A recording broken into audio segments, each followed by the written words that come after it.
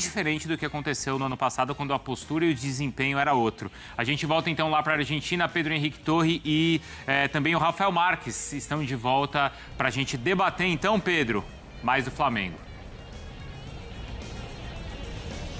Pois é, Bruno, a gente foi muito comentada aqui ontem essa questão da greve, paro geral que eles falam por aqui. Então, dava para ver que o Flamengo teve essa greve ontem de futebol, né? Não funcionou nada nesse sentido. A gente falava na primeira participação como o time não se desenvolveu, né, Rafa? A questão técnica, o Felipe falando de refino e os jogadores cada vez mais sentem que precisa mudar, especialmente quem teve a experiência de 2023, como o Arrascaeta. O Felipe Luiz era jogador, foi seu último ano. Porque começa a não dar certo, começa a perder taça, depois é protesto e aí começa a complicar a temporada. Como eu te conheço muito bem, e essa sua verve de cronista, ela sempre salta muito em momentos como esse, eu tinha convicção que o VT do poeta da nação seria mais ou menos alicerçado de acordo com o contexto, né, social aqui da Argentina, de uma greve que não foi aquela greve, né? Muita coisa abriu ontem, enfim. Hoje, uma sexta-feira absolutamente normal, com buzinaço, trânsito aqui na 9 de julho, que é a principal avenida da cidade. Então, um dia como outro qualquer para a rotina do cidadão argentino. Sim, os jogadores que participaram de momentos mais relevantes do Flamengo têm autoridade para falar. Inclusive, ontem você entrevistou o Arrascaeta depois da partida. Essa entrevista repercutiu bastante. Quando ele fala tem que mudar muita coisa, houve torcedor que interpretou isso como tem que mudar o comando técnico. E não é isso, né? Na verdade, ele se comportou como uma liderança técnica, um ídolo, uma referência, melhor jogador do continente de 2025. E com essa autoridade, ele estabeleceu o que ele entende ser necessário. Todo mundo tem que mudar. Os jogadores precisam mudar, o Felipe Luiz precisa mudar. O Flamengo, como um todo, precisa ter uma encorpada maior, se posicionar de maneira diferente em campo. O que muita gente está debatendo, e foi até assunto no Linha de Passe de ontem, é como o Flamengo foi pouco intenso, para não dizer nada intenso.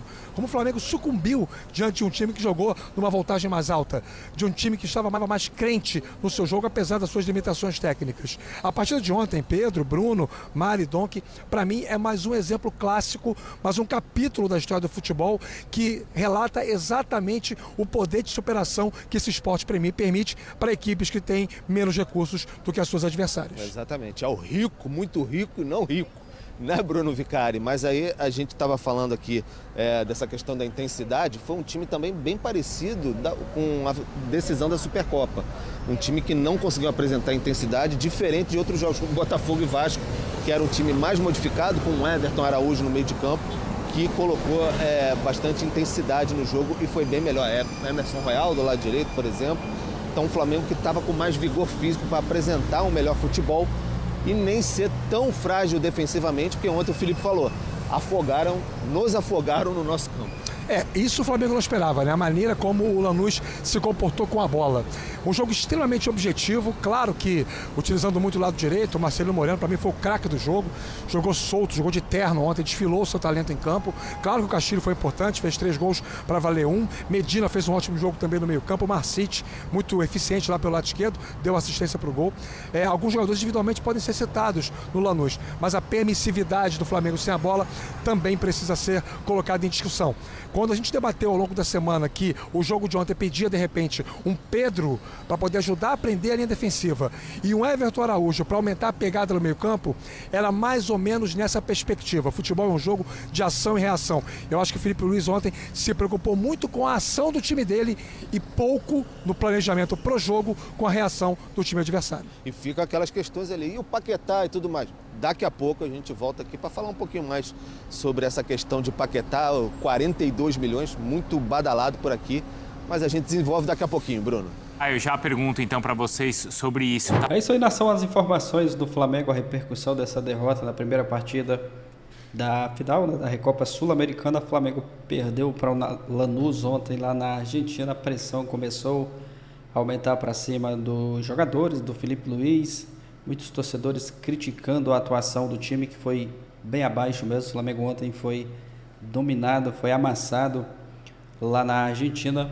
Ficou até barato nessa derrota aí, 1-0. O Lanús chegou a marcar mais gols, mas foram invalidados os outros 2 gols que o Lanús fez.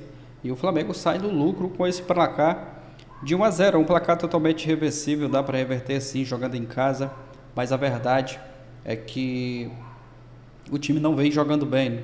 E o Flamengo muito mal, e agora é se preparar para a partida da volta. Próxima semana, se não me engano, próxima semana, o Flamengo tem esse jogo aí da volta contra o Lanús, e é se preparar para esse jogo e buscar reverter esse resultado. Foi uma derrota aí que deixou o torcedor chateado, né, com essa derrota.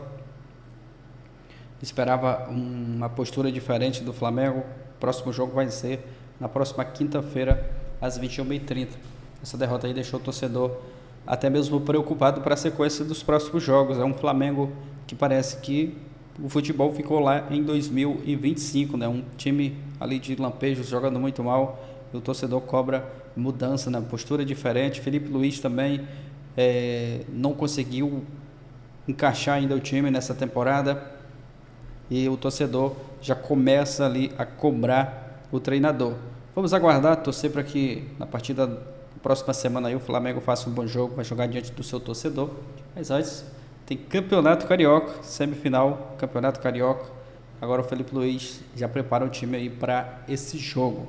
É muito cedo, né, para falar em demitir o treinador. É claro, tem que dar tempo para o treinador, mas se os resultados não aparecerem, o time não entrar com uma postura diferente, as cobranças só vão aumentar para cima do treinador e para alguns jogadores também, né, que estão deixando muito a desejar, jogando bem abaixo. O Arrascaeta muito mal, o Paquetá, né, nem se fala, reforço que chegou aí a preço de ouro, né, muito caro, e até agora não conseguiu fazer boas partidas. Já marcou o primeiro gol, mas não está conseguindo jogar um bom futebol, então o torcedor cobra com toda a razão. Com o time que tem, o elenco que tem, jogadores aí que o Flamengo tem muita qualidade, os jogadores têm a obrigação de jogar um melhor futebol, então vamos aguardar aí as próximas informações. A verdade é que o Felipe Luiz já começa a ser pressionado, e ontem, após essa derrota, aí gerou a revolta internamente no Flamengo, e após a derrota, né, para o Lanús. Aqui a informação, né, sobre o Felipe Luiz, né? Com o resultado poderia ter sido pior, já que o adversário teve várias chances. Internamente, a escalação do Felipe Luiz acabou gerando um certo desconforto, conforme apurações, né? O técnico optou por jogar sem um centroavante de verdade, colocou o Carrascal improvisado. Essas decisões aí foram bastante questionadas. Felipe Luiz reconheceu, né, a atuação ruim do Flamengo após a derrota aí para o Lanús, né? Mas segundo informações ali internamente, essa decisão, né, do Felipe Luiz entrar ali na escalação ali com o seu Pedro de titular gerou um desconforto ali nos bastidores, mas vamos aguardar e torcer para que o time consiga dar a volta por cima e reverter esse resultado. É isso, deixa a sua opinião aqui abaixo, like, valeu e até o próximo vídeo.